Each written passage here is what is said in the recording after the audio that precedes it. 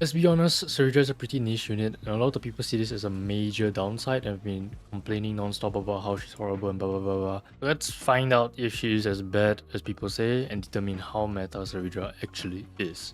First, let's start with a quick rundown of the kit so that we are on the same page. Cerydra is an attack buffing support for carries that mainly rely on their skill that already narrows it down quite a lot. He has a single permanent buff, Military Merit, that grants one ally a flat attack boost equal to 24% of Cerydra's attack, and Cerydra also deals additional 60% attack each time they attack, up to 20 times, which is reset once she uses her ultimate. This 24% buff with the right build can be pretty massive. I found ranging from 900 to 1.4 thousand attack, and any extra attack percentage will also increase the attack buff for the ally with military merit. The ally with military merit gains 1 charge each time they use their basic attack or skill, and 1 charge only once per battle when using the ultimate for the first time. At 6 charges, Cerydra promotes them, upgrading military merit to peerage. They additionally gain 72% crit damage and 10% rest pen for skill damage, but the most important part is that Cerydra can copy this buffed skill and use it again. This mechanic isn't entirely game breaking because it works pretty similarly to having another 100% action advance unless you are Phainon. Phainon benefits the most from this because his entire team is departed during his ultimate, and this is the only way to give Phainon more actions during his ultimate other than his E2. Without calculating or simulating, it's kind of a no-brainer that this is going to be a huge buff for him. And the rest of the kit at first glance doesn't look like he does a lot, so I guess a lot of people underestimate it, but it's actually quite important as well. She is incentivized to build a ton of attack because of the attack buff she gives, and also because she gains a lot of crit damage the more attack she has, over 2000, and she also gets free 100% crit rate.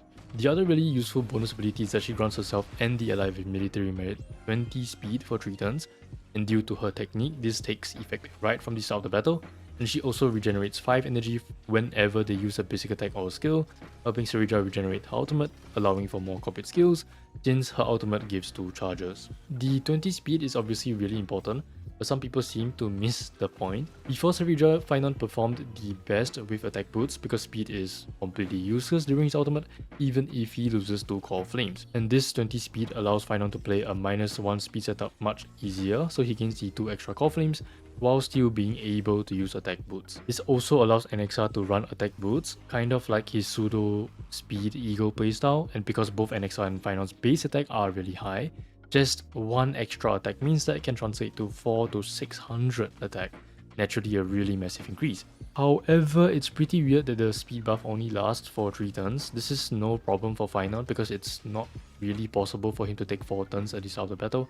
It makes things slightly awkward for Anaxa. You ideally want to run him with Sunday if you have him, because that means 4 skills in a single turn, but because it's an action advance, the speed buff can run out, meaning your speed tuning will be messy for 1 turn, and Anaxa will lose 1 turn. The only way to deal with this issue is to use Cerydra's skill quite often, but that would mean less skill points for Anaxa, especially if you don't have Sunday S1. Even with both Cerydra and Sunday's S1, I sometimes still find myself running out of skill points, and it's also reflected in my simulation. I don't really understand why he has to be 3 turns and not just permanent together with military merit. It would make rotations much easier to play, but this is only really an issue with Anaxa. But looking at Cerydra's kit as a whole, it's pretty hard to run her outside of attack scaling teams because her biggest buff with the highest uptime is an attack buff. Furthermore, attack and crit damage buffs are pretty much everywhere these days. The 10% rest pen is nice, but it would most likely be better if Cerydra gave more rest pen or vulnerability like 3B does. The second issue that kind of holds Cerydra back is that Coup Dima only applies to skills. It definitely can't apply to ultimates, otherwise Acron breaks the game, but I think extending it to at least the basic attacks would be fine, right? Or maybe that would be broken with Igalea, but I don't know. Also, the way the copied skill works is also kind of nerfed. It doesn't exactly copy the damage dealt like with the Herta. Her copied enhanced skill doesn't do damage because it still resets interpretation stacks, so you can't get 2 huge enhanced skills from her.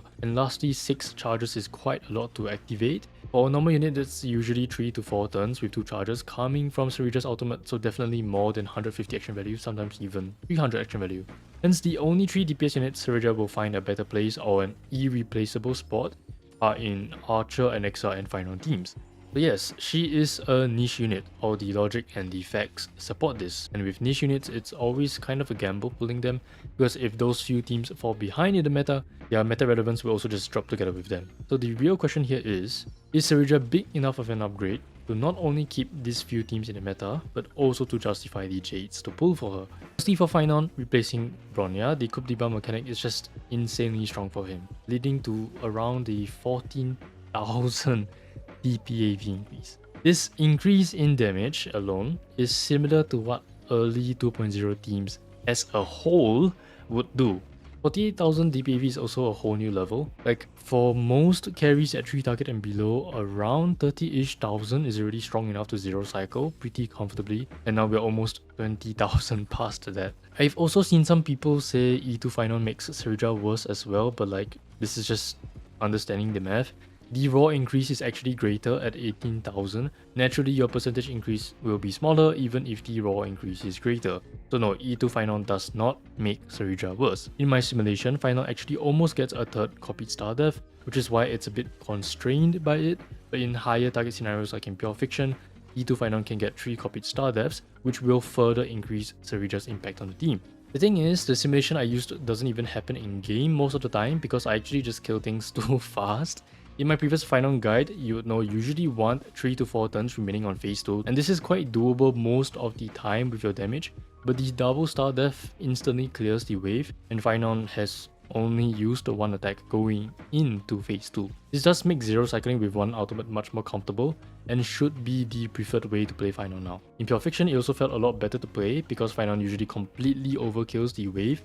It would actually be better to trade some damage for more actions, and with Cerydra you actually get more damage and more actions, so it works out perfectly. And even though she's departed, she still contributed 300 to 500,000 damage, definitely pretty significant damage on top of the buffs that she is already providing to Phainon. For Anaxa replacing RMC, Cerydra also has really good synergy. Anaxa can now get up to 6 attacks in a single turn, because his copied skill can trigger his talent again. This time I did the calculations again to make the comparison more streamlined, and also added sustainer teams, and I found it to be a 11,000 DPAV increase. Not as massive as Phainon's team, but still a huge upgrade considering he can already zero cycle things below 20,000 DPAV due to his insane damage efficiency.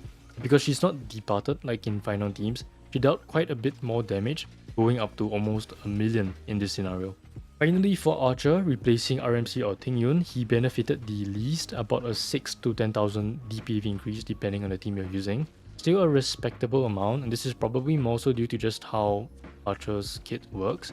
Like, his damage comes from spamming his skill, not one huge nuke like Phainon, so gaining one extra skill doesn't impact his performance as much as the others. So finally, my ratings for Cerydra. Even though she's a lot more niche than units like 3B Santia Robin, the upgrade she provides to Anaxa, Archer and Phainon is good enough for me, especially for Anaxa and Phainon.